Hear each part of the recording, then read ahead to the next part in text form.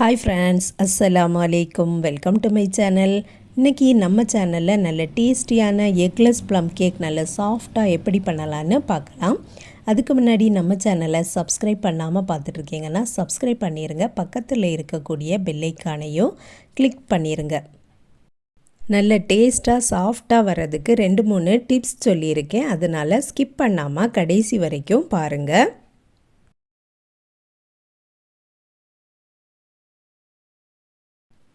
First ஒரு pan அடுப்பில் வச்சுட்டு அதில் 1/4 கப்பு பொடிக்காத சீனியை சேர்த்துடலாம். இது கேரமலைஸ் ஆகட்டும்.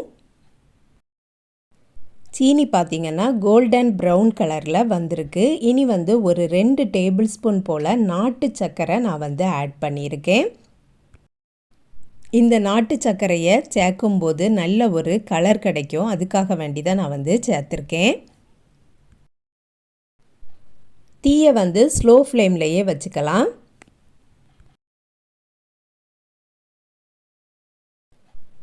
சீனியும் நாட்டு சர்க்கரையும் சேர்ந்து நல்ல ஒரு கலருக்கு வந்திருக்கு. இப்போ நுரைச்சி வர ஆரம்பிச்சிருக்கு. இனி தான் டார்க் கலரில் வரும். நம்ம ஒரு 1/4 கப்பு போல் தண்ணீரை அடுப்பில் கொதிக்க வச்சுருக்கணும். இந்த ஸ்டேஜ் வரும்போது அடுப்பில் இருக்கக்கூடிய தண்ணீரை இதில் சேர்த்துடணும். இந்த தண்ணீரை சேர்த்ததுக்கப்புறமா நல்ல ஒரு கலருக்கு வந்துடும். அயன் சிரப்லாம் நல்ல டார்க்காக இருக்கும். அதே மாதிரி ஒரு கலருக்கு வந்திருக்கு. இதில் என்னெல்லாம் ட்ரை ஃப்ரூட்ஸ் சேர்க்க போகிறீங்களோ அதையெல்லாம் பொடி பொடியாக கட் பண்ணி எடுத்து வச்சுக்கிடணும். நான் கருப்பு காஞ்ச முந்திரி பழமும் அதுக்கப்புறம் டூட்டி ஃப்ரூட்டியில் 2 கலரும் பேரித்தம்பழமும் சாதா கிஸ்மிஸ் பழமும் எடுத்து வச்சுருந்தேன். அதையெல்லாம் ஃபஸ்ட்டு சேர்த்துருக்கேன். இனி நட்ஸும் எடுத்து வச்சுருக்கேன். அதை 2வதாக நம்ம சேர்க்கலாம். இது ஒரு 5 மினிட்ஸ் போல் நல்லா கொதிக்கட்டும். அப்போ தான் அதில் இருக்கக்கூடிய அந்த கிஸ்மிஸ்லாம் நல்லா குக் ஆகும். ஒரு 1/4 டீஸ்பூன் போல் காஃபியும் சேர்த்துருக்கேன். இப்படி சேர்க்கும்போது தான் அந்த கேக்கில் இதை சாப்பிடும்போது நல்ல ஒரு டேஸ்டியாக நல்ல சாஃப்டாக இருக்கும். இந்த கேக் நம்ம எக் இல்லாமல் பண்ண போகிறோம். நான் ஏற்கனவே ஒரு ப்ளம் கேக் ரெசிபி போட்டிருக்கேன். அது எக்கு சேர்த்து பண்ணியிருக்கேன். அதையும் நான் டிஸ்கிரிப்ஷன் பாக்ஸில் லிங்க் கொடுக்குறேன். செக் பண்ணி பாருங்கள்.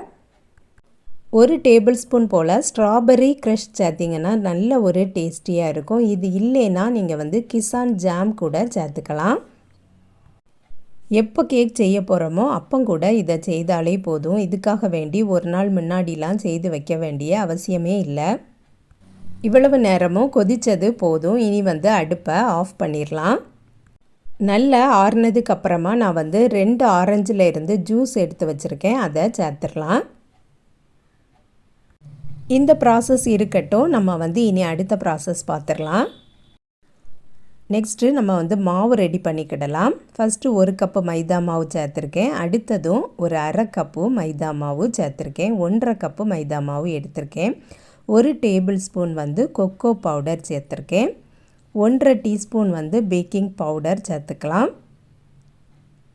ஒரு 1/2 டீஸ்பூன் பேக்கிங் சோடா, 1/4 டீஸ்பூன் போல் உப்பு, அதுக்கப்புறம் மில்க் பவுடர் 1 டேபிள் ஸ்பூன் சேர்த்துருக்கேன். இது எல்லாத்தையும் நல்லா மிக்ஸ் பண்ணிக்கிடலாம். கொக்கோ பவுடரும் சேர்த்து இந்த கேக் பண்ணும்போது நல்ல ஒரு டேஸ்டியாகவும் இருக்கும், கலராகவும் கிடைக்கும். பாலுக்கு பதிலாக தான் நான் மில்க் பவுடர் சேர்த்துருக்கேன். மிக்சர் ஜார் எடுத்து அதில் 3/4 கப்பு பொடிக்காத சீனி போட்டிருக்கேன். அதுக்கப்புறம் ஒரு துண்டு கருவாப்பட்டை, 2 ஏலக்காய், 4 கிராம்பு சேர்த்துக்கலாம்.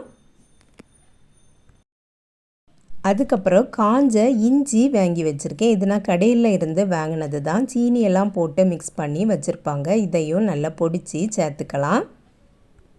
இந்த இஞ்சியும் சேர்க்குறதுனால நல்ல ஒரு ஃப்ளேவராக கிடைக்கும். இதை ஃபஸ்ட்டு பொடிச்சிட்டு வந்துடலாம். இப்போ பார்த்திங்கன்னா நல்லா பொடிச்சிட்டு வந்தாச்சு. இன்னும் இதில் நம்ம சேர்க்க போகிற ஐட்டம் என்னன்னு பார்த்திங்கன்னா ஆரஞ்சு தோலை கொஞ்சமாக கட் பண்ணி சேர்க்க போகிறேன். இப்படி சேர்த்து பொடிச்சு நம்ம இந்த கேக் பண்ணும்போது நல்ல ஒரு ஃப்ளேவராட்டி இருக்கும். தோலை சேர்த்து பொடிச்சிட்டு வந்தாச்சு. பாருங்கள், இப்படி தான் இருக்கும். லைட்டாக கொஞ்சம் கிடக்கும். அது பிரச்சனை இல்லை, இருக்கட்டும். இந்த கேரமல் எல்லாமே நல்லா ஆறியாச்சு. இதில் நட்ஸும் நம்ம வந்து சேர்த்துக்கலாம். நான் வந்து வால்நட்டும் கேஷ்யூவும் மட்டும்தான் பொடி பொடியாக கட் பண்ணி சேர்த்துருக்கேன். இனி பொடித்த சீனியையும் சேர்த்துடலாம். ஆரஞ்சு தோல் நான் வந்து சேர்த்தது ஃப்ரெஷ்ஷான ஆரஞ்சு தோல் தான் சேர்த்துருந்தேன். காஞ்சது இருந்தால் கூட நீங்கள் வந்து சேர்க்கலாம். 1/4 கப்பு பட்டர் மில்க் சேர்த்துக்கலாம்.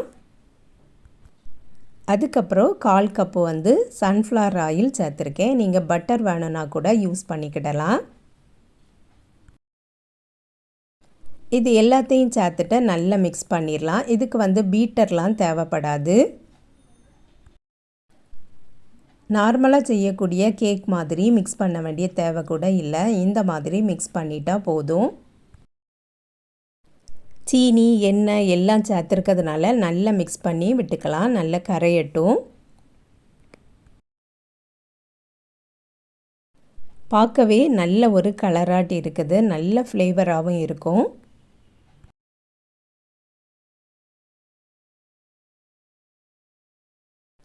எல்லாமே ரெடி பண்ணியாச்சு. இனி வந்து மாவில் அது அவ்வளத்தையும் ஊற்றிட வேண்டியது தான். இந்த மாதிரி விஸ்கு வச்சு ஒரே சைடாகவே நம்ம வந்து ரொட்டேட் பண்ணிடலாம். இப்படி மிக்ஸ் பண்ணனாலே போதும், எல்லாம் நல்லா மிக்ஸ் ஆயிரும். இந்த மாதிரி நல்ல திக்காட்டு இருந்தால் தான் நல்ல சாஃப்டாட்டு வரும். பாருங்கள், சூப்பராக மிக்ஸ் பண்ணியாச்சு. இனி ஃபைனலாக 1/4 டீஸ்பூன் வந்து வினிகர் சேர்த்துக்கலாம். இந்த வினிகர் சேர்க்குறதுனாலையும் நல்ல ஒரு சாஃப்டாட்டு வரும். வினிகர் சேர்த்ததுக்கு அப்புறமா மிக்ஸ் பண்ணிவிட்டு உடனேயே ஓவனில் வச்சிட வேண்டியது தான். ஓவனை நான் வந்து ஏற்கனவே ப்ரீஹீட் பண்ணி வச்சுருக்கேன். 180 டிகிரி செல்சியஸில் இது வந்து 40-45 நிமிஷங்கிட்ட இந்த கேக் வந்து பேக் ஆகிறதுக்கு டைம் எடுக்கும். இனி எந்த பேக்கிங் டின்னில் ஊற்ற போகிறீங்களோ அதிலையே ஊற்றிடலாம். கீழே வந்து நான் பேக்கிங் பேப்பர் போட்டிருக்கேன்.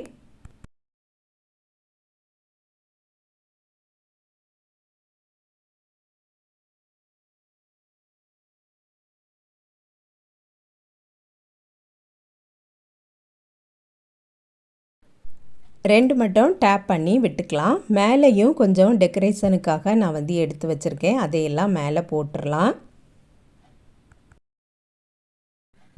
நான் வந்து டூட்டி ஃப்ரூட்டி, காஞ்ச முந்திரி பழம், அதுக்கப்புறம் டேட்ஸு, அதுக்கப்புறம் பாதாம் வந்து கொஞ்சம் தண்ணீரில் போட்டு ஊற வச்சுட்டு அதுக்கப்புறம் அதில் இருக்கக்கூடிய தோலை உரித்து எடுத்து வச்சுருக்கேன். அதையும் சேர்த்துருக்கேன். அதுக்கப்புறம் கொஞ்சம் செர்ரியும் மேலே வச்சுருக்கேன். இது வந்து பார்க்குறதுக்கு சூப்பராக இருக்கும். அதுக்காக வேண்டிதான்.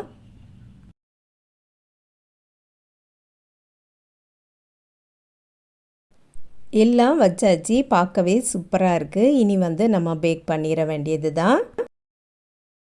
இந்த கேக் வந்து பேக் ஆகிறதுக்கு 45 நிமிஷம் ஆச்சுது. நல்லா சூப்பராக சாஃப்டாக வந்திருக்கு. இது வந்து நல்லா ஆறட்டும். ஆறுனதுக்கப்புறமா நம்ம வந்து டிமோல்டு பண்ணிடலாம். நம்ம சேனலில் ஏற்கனவே நிறைய கேக் ரெசிபீஸ்லாம் போட்டிருக்கோம். இதுக்கு முன்னாடியும் நான் போன வருஷமும் நான் வந்து ஒரு ப்ளம் கேக் ரெசிபி போட்டிருக்கேன். பார்க்காதவங்களுக்கு ப்ளேலிஸ்ட்டில் இருக்கும், செக் பண்ணி பாருங்கள். பேக்கிங் பேப்பர் போட்டிருக்கிறதுனால ஈஸியாகவே வந்துடும்.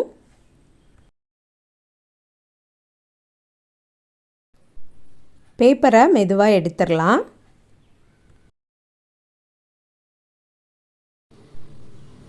பாருங்கள், நல்ல ஒரு சாஃப்டாக இருக்குது. கீழே வர அந்த ட்ரை ஃப்ரூட்ஸ்லாம் இருக்குது தெரியுது.